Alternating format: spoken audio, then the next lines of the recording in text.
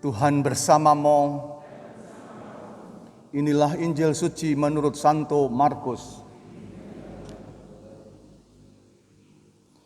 Sekali peristiwa, menyingkirlah Yesus ke Danau Galilea bersama para murid, dan banyak orang dari Galilea mengikuti dia, juga dari Yudea dan Yerusalem, Idumea, seberang Yordan, dan dari daerah Tirus dan Sidon. Datanglah banyak orang kepadanya sesudah mereka mendengarkan segala yang dilakukannya. Karena banyaknya orang, Yesus menyuruh para murid menyediakan sebuah perahu baginya, jangan sampai dia terhimpit oleh mereka.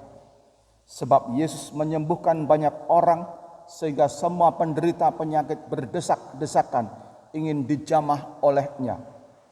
Bila roh-roh jahat melihat Yesus, mereka jatuh tersungkur di hadapannya dan berteriak, "Engkaulah Putra Allah." Tetapi dengan keras Yesus melarang mereka memberitahukan siapa dia.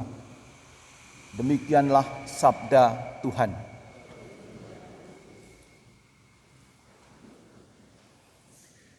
Bapak, Ibu, Saudara sekalian terkasih, bacaan pada hari ini bagus, masih menyambung bacaan yang kemarin. Bacaan kemarin dan hari ini memberikan pedoman, pegangan jalan terang kepada kita, bagaimana kita harus menjalani hidup ini dalam rangka membangun kebaikan. Kemarin kita mendengarkan sabda Tuhan, yaitu, manakah yang diperbolehkan, berbuat jahat atau berbuat baik pada saat apapun, bahkan pada hari Sabat, membunuh atau menyelamatkan orang. Itu kan luar biasa. Meskipun kita sudah sering kali mendengar itu, tapi itu sungguh sesuatu yang luar biasa karena konteksnya hari Sabat yang dikuduskan untuk Tuhan. Tapi kalau semua itu tidak untuk kebaikan manusia, tidak untuk kemuliaan Tuhan, tidak ada artinya. Itu kemarin. Kita diajak untuk senantiasa hidup dalam kebaikan. Pada hari ini hampir senada dengan itu, yaitu jangan pernah dalam hidup ini kita melawan kebaikan. Kalau hanya dari situ aja kita mesti tidak akan melawan kebaikan. Itu teorinya. Tetapi pada prakteknya kita ini sungguh sering kali melawan kebaikan, melawan kebenaran yang sejati itu. Contoh yang paling jelas adalah Yesus itu adalah korban dosa-dosa kita, kejahatan kita. Dia orang yang sungguh baik, orang yang sungguh benar, tapi nyatanya dibunuh, disalib, disingkirkan. Itulah bukti nyata seringkali kita melawan kebaikan, melawan Allah sendiri. Dalam bacaan pertama, Bapak Ibu, kita dengarkan mengenai cerita Saul dan Daud. Saul sebenarnya sudah pengen membunuh Daud, menyingkirkan Daud. Karena apa? Bukan karena Daud berbuat jahat, bukan karena kata-kata Daud, karena Saul iri hati.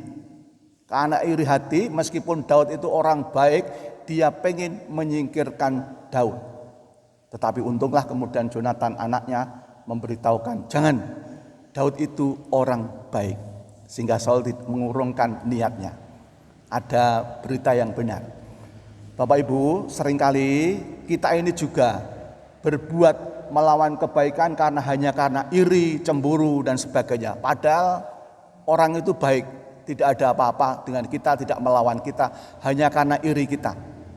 Atau sebaliknya Bapak Ibu, saya pernah sekali dua kali tidak ngerti apa-apa, ada orang yang sengit benci dengan saya. Heran saya, loh kok iso-iso iki wong ora kenal ora ketemu tiba-tiba sengit dan benci. Dan ada banyak orang seperti itu. Karena apa? Karena ia termakan isu, termakan hoaks, termakan kata-kata orang lain yang belum pasti benar. Dan dia sendiri belum mengerti kebenarannya. Itu seringkali terjadi juga di antara kita. Kita terprovokasi oleh kata-kata yang tidak benar, oleh karena macam-macam hal, sehingga kita tiba-tiba saja membenci, tidak suka dengan orang lain. Dalam situasi masyarakat yang lebih luas Bapak Ibu, apalagi dalam situasi perpolitikan, betapa seringkali kita melihat kelompok atau orang-orang melawan kebaikan itu. Kita tahu Bapak Ibu, kalau ada pemimpin atau orang yang baik, membuat kebijaksanaan yang baik, membuat peraturan yang baik, itu bukan berarti ia didukung banyak orang. Dia juga banyak dilawan oleh orang-orang yang berbuat jahat. Sudah biasa korupsi, ini ada aturan melawan para koruptor dengan tegas. Pasti orang-orang jahat ini pun kemudian bersekongkol pengen membenci orang yang baik tersebut. Apalagi Bapak Ibu, kita juga sering kali melawan kebaikan itu karena berbeda kepentingan. Mbuh apik, mbuh elek, tapi kalau itu bersinggungan dengan kepentingan saya, lebih-lebih dalam bidang sosial, ekonomi, dan politik, kalau bersinggungan dengan kepentingan saya, kalau kepentingan saya dirugikan, saya tidak lagi mau mengerti ini baik atau buruk, ini pemimpin baik atau buruk, tapi karena kepentingan golongan saya dirugikan, pasti kemudian dia melawan dengan berbagai macam cara. Oleh sebab itu Bapak Ibu Saudara sekalian terkasih, pada hari ini Injil menceritakan bagaimana Yesus mengusir setan-setan roh jahat. Tugas kita sebagai murid-murid Yesus adalah melawan segala kejahatan yang ada di sekitar kita, kuasa kegelapan. Bukan justru sebaliknya melawan kebaikan oleh siapapun itu dibuat. Kita mohon jangan sampai hidup kita, perbuatan kita, sikap kita melawan orang-orang baik, melawan kebaikan yang ada di sekitar kita. Tapi moga-moga kita senantiasa berani melawan kejahatan, dosa yang ada dalam diri kita maupun di sekitar kita. Amin.